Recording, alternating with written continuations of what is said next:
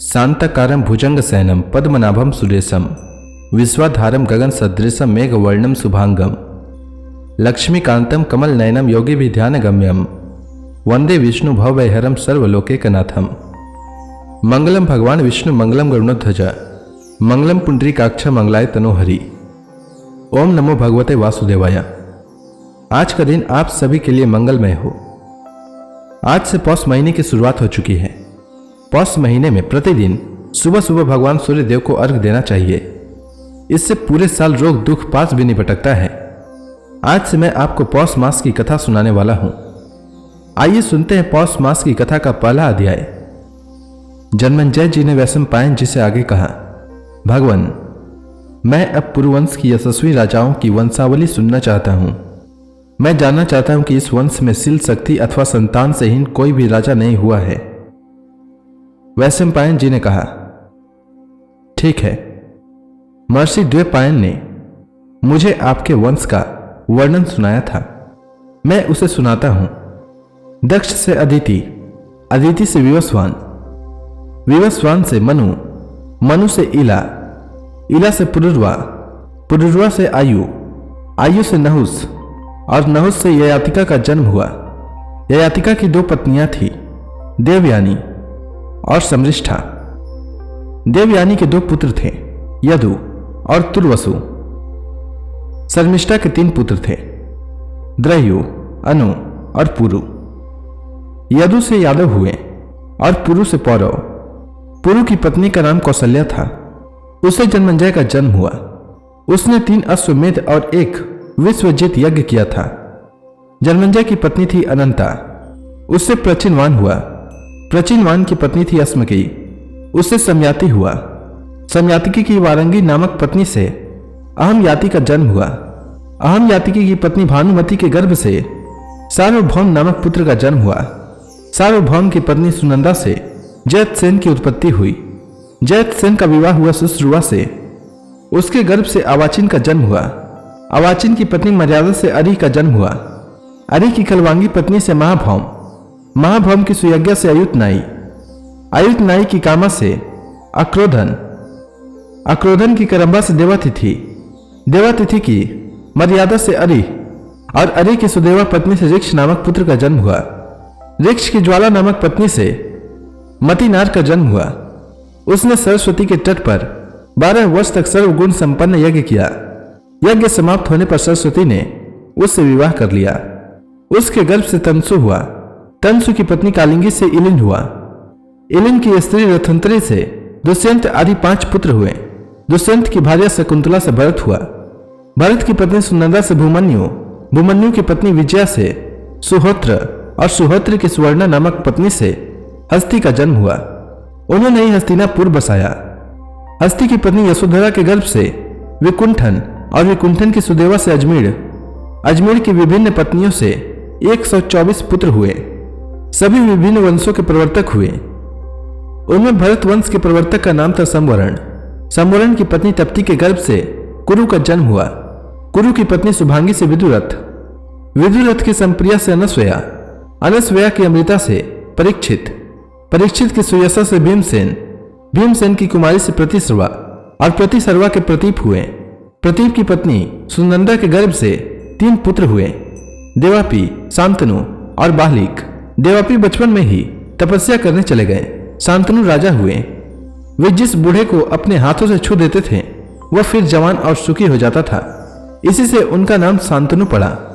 शांतनु का विवाह भागीरथी गंगा से हुआ था, जिससे देवव्रत का जन्म हुआ। वे जगत में भीष्म के नाम से प्रसिद्ध हैं। भीष्म ने अपने पिता की प्रसन्नता के लिए सत्यवती के साथ उनका विवाह करा दिया था। उसके गर्भ से विचित्रवीर्य और चित्रांगद 2 पुत्र हुए।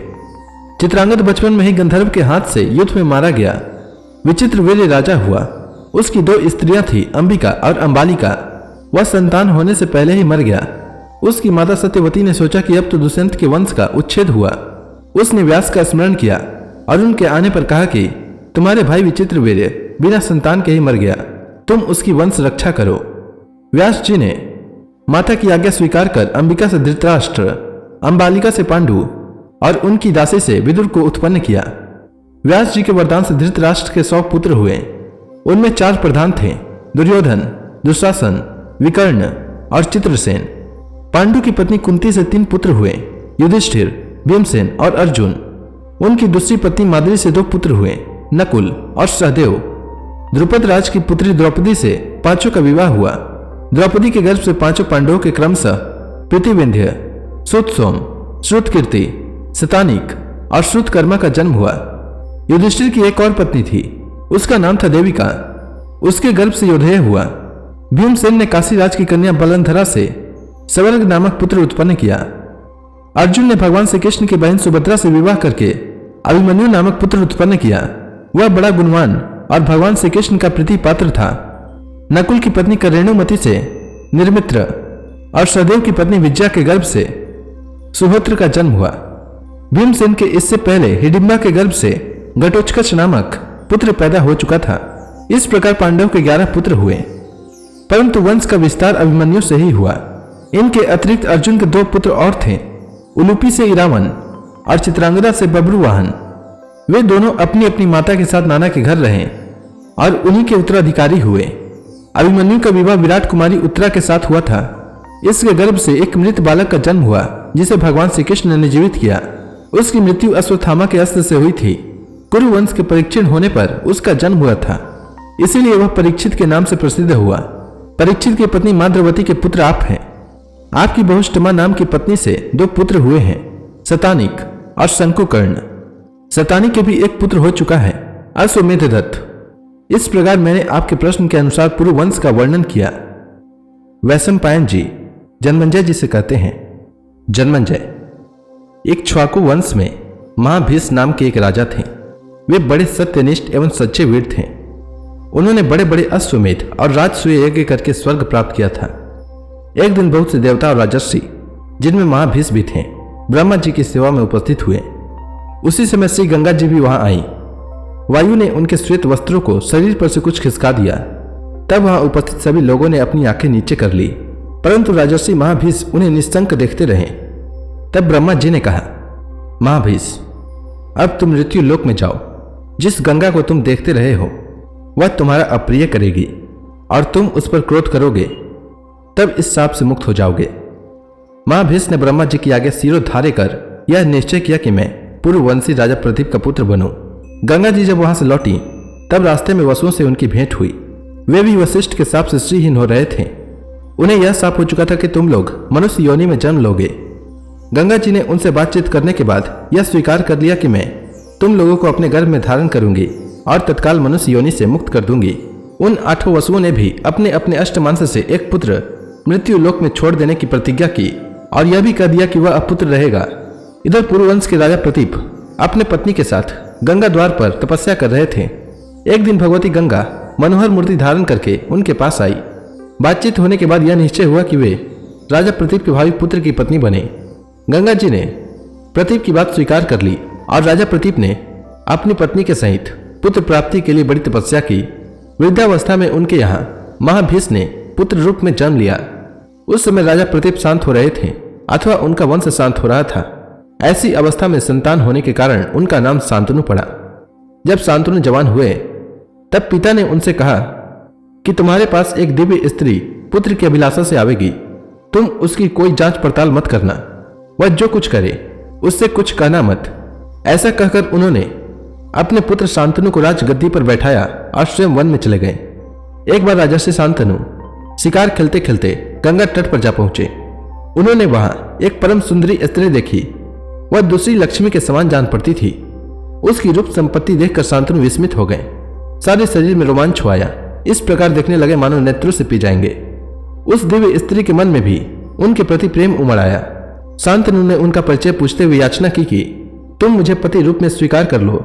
देवी ने कहा, राजन, मुझे आपकी रानी होना स्वीकार है। शर्त यह है कि मैं अच्छा बुरा जो कुछ करूं आप मुझे रोकिएगा नहीं, कुछ कहिएगा भी मत। जब तक आप मेरी यह शर्त पूरी करेंगे तब तक मैं आपके पास रहूंगी। जिस दिन आप मुझे रोकेंगे या कड़ी बात कहेंगे उसी दिन मैं आपको छोड़कर चली जाऊंगी। राजा ने उसकी बात स्वीकार कर ली। गंगा देवी को बड़ी प्रसन्नता हुई। राजा ने भी कुछ पूछताछ नहीं की। राजर्षि शांतनु गंगा जी के शील, सदाचार, रूप, सौंदर्य, उदारता आदि सद्गुण और सेवा से बहुत ही आनंदित हुए। वे गंगा देवी के साथ इस प्रकार आसक्त हो गए कि उन्हें बहुत से वर्ष बीत जाने का पता तक नहीं चला। अब तक गंगा जी के गर्भ से 7 पुत्र उत्पन्न हो चुके थे, परंतु ज्यों ही पुत्र होता त्यों ही गंगा जी, मैं तेरी प्रसन्नता का कार्य करती हूँ, ऐसा कहकर उसे गंगा जी की धारा में डाल देती थी। राजा शांतनु को यह बात बहुत अप्रिय मालूम होती, परंतु वे इस भय से कुछ बोलते नहीं कि कहीं यह मुझे छोड़कर चली न जाए। 7 पुत्रों की यही गति हुई। 8वां पुत्र होने पर भी वे हंस रही थी।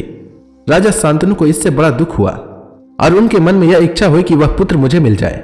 उन्होंने कहा, अरे तू कौन है, किसकी पुत्री है, इन बच्चों को क्यों मार डालती है? अरे पुत्र घातिन, यह तो महान पाप है।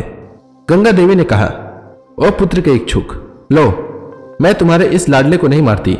अब शर्त के अनुसार मेरा यहां रहना नहीं हो सकता। देखो, मैं गंगा हूं, बड़े बड़े महर्षि मेरा सेवन करते हैं। देवताओं की कार्य सिद्धि के लिए ही मैं तुम्हारे पास इतने दिनों तक रही। मेरे ये 8 पुत्र अष्टवसु हैं। वशिष्ठ के हिसाब से इन्हें मनुष्य योनि में जन्म लेना पड़ा था। उन्हें मनुष्य लोक में तुम्हारे जैसा पिता और मेरी जैसी मां नहीं मिल सकती थी। वसुओं के पिता होने के कारण तुम्हें अक्षय लोक मिलेंगे। मैंने उन्हें तुरंत मुक्त कर देने की प्रतिज्ञा कर ली थी, इसी से ऐसा किया। अब वे शाप से मुक्त हो गए, मैं जा रही हूं। शांतनु ने कहा, वशिष्ठ ऋषि कौन थे? उन्होंने वसुओं को शाप क्यों दिया था? इस शिशु ने ऐसा कौन सा कर्म किया है जिससे यह मनुष्य लोक में रहेगा? वसुओं ने मनुष्य योनि में जन्म ही क्यों लिया? वे सब बातें मुझे बताओ। गंगा देवी ने कहा, विश्व विख्यात वशिष्ठ मुनि वरुण के पुत्र हैं। मेरु पर्वत के पास ही उनका बड़ा पवित्र, सुंदर और सुखकर आश्रम है। वे वहीं तपस्या करते हैं। कामधेनु की पुत्री नंदनी उन्हें यज्ञ का हविष्य देने के लिए वहीं रहती है।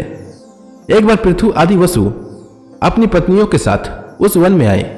एक वसु पत्नी की दृष्टि समस्त कामनाओं को पूर्ण करने वाली नंदनी पर पड़ गई।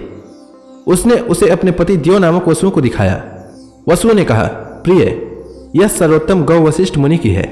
यदि कोई मनुष्य इसका दूध पी ले तो 10,000 वर्ष तक जीवित और जवान रहे।